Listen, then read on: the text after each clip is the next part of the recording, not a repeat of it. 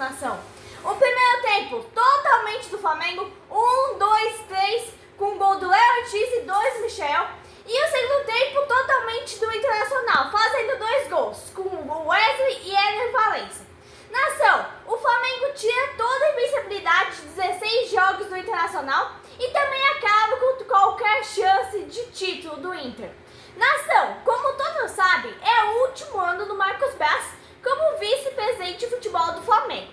Ele disse que não vai ficar para o próximo ano, independente de quem ganha as eleições. Mas então, eu vou trazer aqui para vocês um pouco da trajetória dele no Flamengo. Nação, ele foi punido até o dia 13 desse mês. O último jogo do Flamengo na temporada é dia 8. Mas por que ele foi punido? Então, nação, ele proferiu ataques à arbitragem no fim de jogo contra o Corinthians, ainda em outubro, dizendo, abre aspas, o VAR vai acabar com o futebol brasileiro, fecha aspas. Aí o que acontece? O árbitro Wilton Pereira Sampaio citou isso na súmula e o Marcos Braz foi denunciado no artigo 258 no CBJD. Diante disso, vamos falar um pouco da trajetória dele no Mengão. Primeiro, nação, muita gente não sabe que ele já atuou como vice de futebol do Flamengo lá em 2009, mas aí ele saiu, voltou em 2019 e participou da conquista de 14 títulos. 4 cariocas, 1 em 2019, 2020, 2021 e 2024. 2 brasileirãos, 2019 e 2020, 2 Libertadores, 2019 e 2022, 2 Recopas, 2020 e 2021, 2 Copas do Brasil, 2022 e 2024, uma Recopa Sul-Americana em 2020 e uma Florida Cup em 2019. Nação, agora vamos falar do jogo. Flamengo e Internacional marcam a 36ª rodada do Brasileirão. Temos uma total de 36 rodadas nesse campeonato de pontos corridos. E o Flamengo continua nesse fim de ano sem Arrascaeta, que faz uma falta nesse meio de campo. E o Flamengo vem no 4-2-4, com o Gerson aberto pela direita. Tivemos hoje também a volta do Everton Araújo, um bom jogador que veio da base do Flamengo.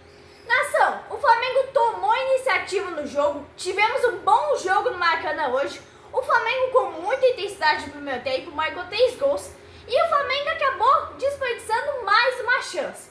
O goleiro do Inter, ele tirou a bola do pé do Léo Pereira e o Flamengo pode ter certeza que não vai conseguir segurar o Wesley. O Flamengo está recebendo um monte de propostas da Europa para tirar o Wesley do clube, nação, e com certeza não vai conseguir manter ele. Aos 10 minutos, o Inter dá a resposta, quase abriu o placar com um chute obrigando o Roça a fazer uma boa defesa. E o Flamengo respondeu o ataque do Inter, mas novamente perdeu o gol na cara do gol. Aí, nação, começa. Desde o início, a mídia baba ovo e esconde a verdade. O Flamengo não finaliza, o Flamengo não tem finalizador. O ataque carece de um jogador de pequena área. Aos 17 minutos, tinha 2 jogadores em campo. E o Flamengo totalmente apagado, nação. Era como se estivesse com 8 jogadores em campo.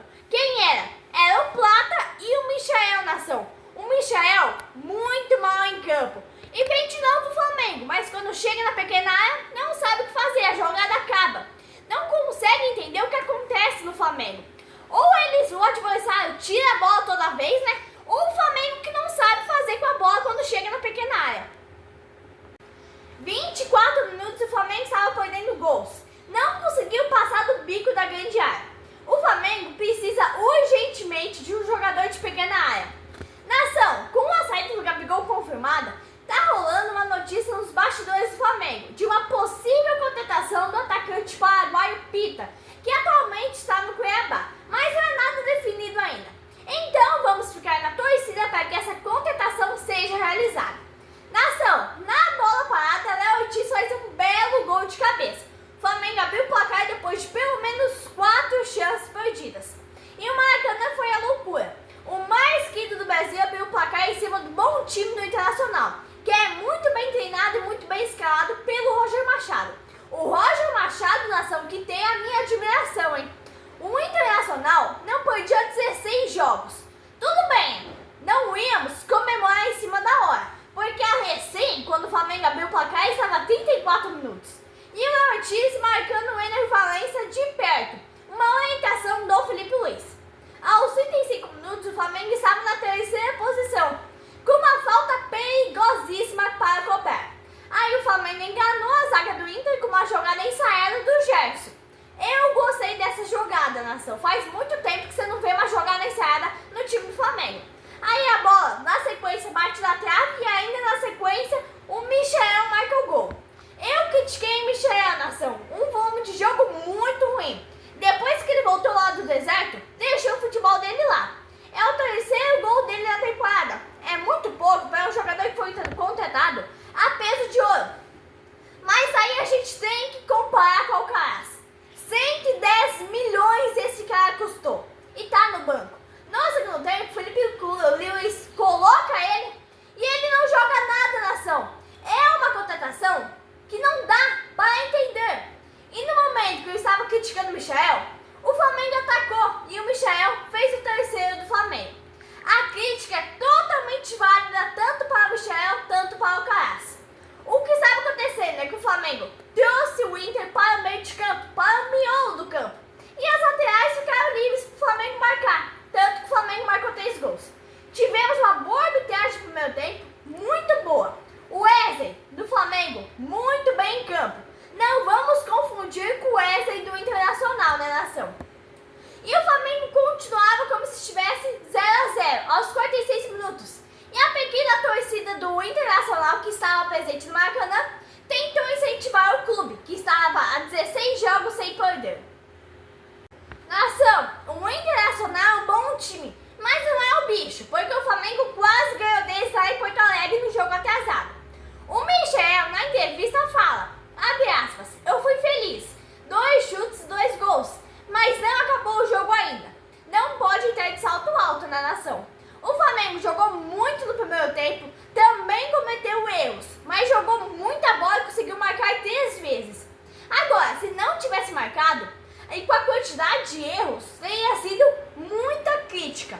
Com um futebol desse apresentado pelo Flamengo, é que começa a vir à tona as lembranças do futebol, daquele futebol leve, solto, futebol rápido e futebol bonito, que o Flamengo jogou em 2019. E estou falando do Jorge Jesus. Não estou falando de Ceni, nem de Renato Gaúcho, nem de ninguém. Do Jorge Jesus, nação. Aí você começa a juntar todas as peças e chega ao ponto em que tudo se esclarece. Por que a diretoria do Flamengo manteve o Tite por tanto tempo no comando? A Libertadores era para ser do Flamengo. O Brasileirão era para ser do Flamengo. Não adianta manter o treinador no cargo, sendo que dá só prejuízos para o time. E o Inter, ele levou o título de melhor time do segundo turno do campeonato. Quando o Flamengo perdia a bola, nação, o time inteiro mordia o adversário até recuperar. E o Flamengo no primeiro tempo muito bom, porque parecia muito o Flamengo de Jorge Jesus.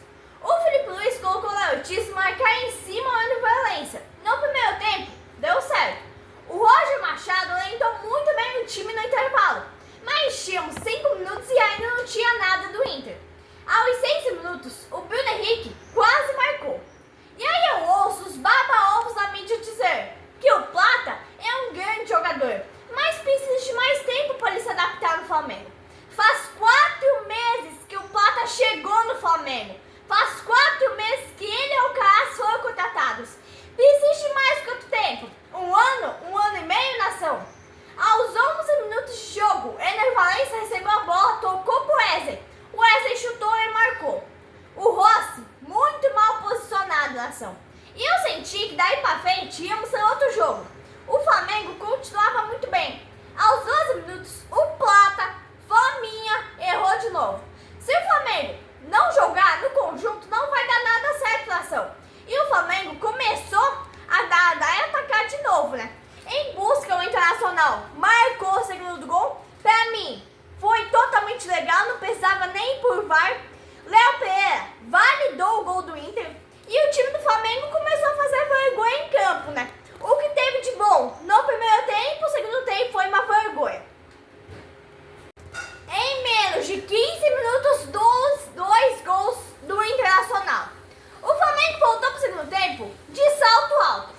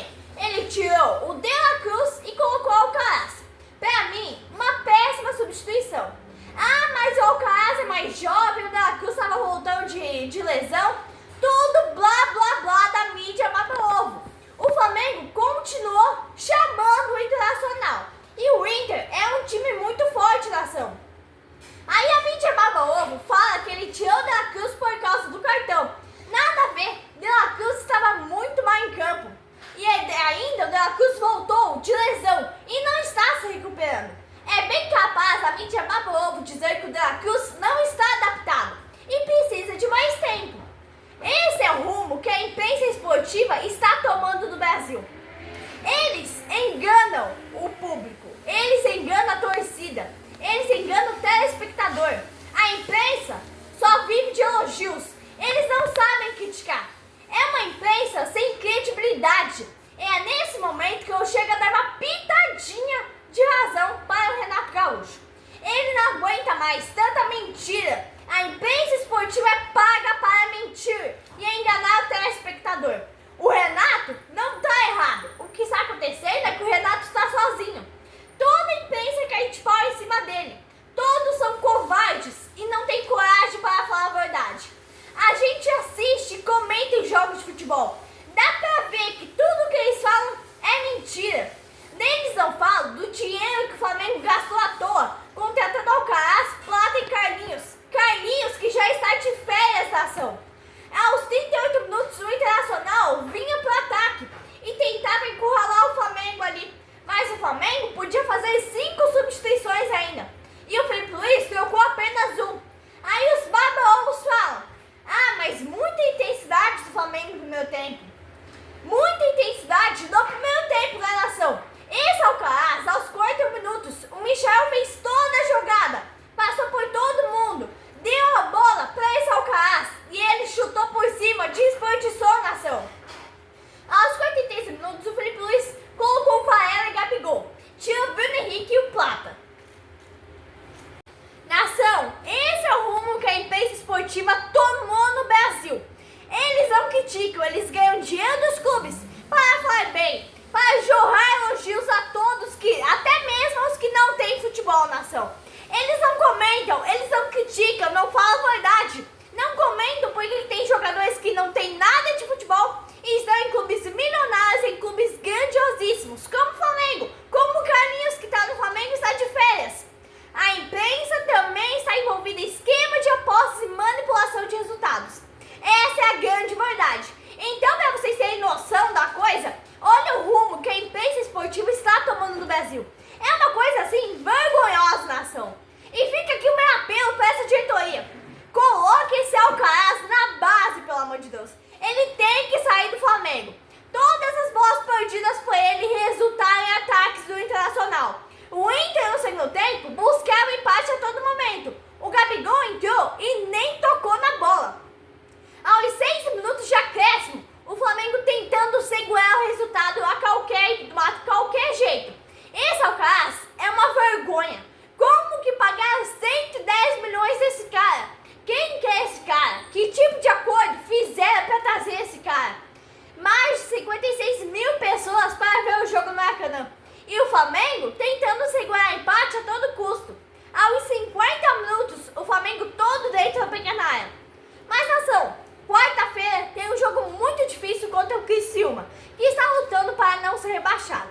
E aí, finalmente, nação, termina o jogo. Um segundo tempo que não foi tão bom do Flamengo. Mas o Flamengo quebrou a invencibilidade do Internacional. Então é isso, nação. Eu me despeço aqui com o primeiro tempo inteirinho do Flamengo. Marcando 1, 2, 3, Léo Ortiz e 2 do Michael. Tivemos um segundo tempo inteirinho do Inter, que marcou 2 vezes, com Wesley e Ener Valencia. E o Flamengo tira a possível chance de título do Internacional de ser campeão do Brasileirão. E agora a decisão fica entre Botafogo e Palmeiras. Abraço, nação rubro-negra!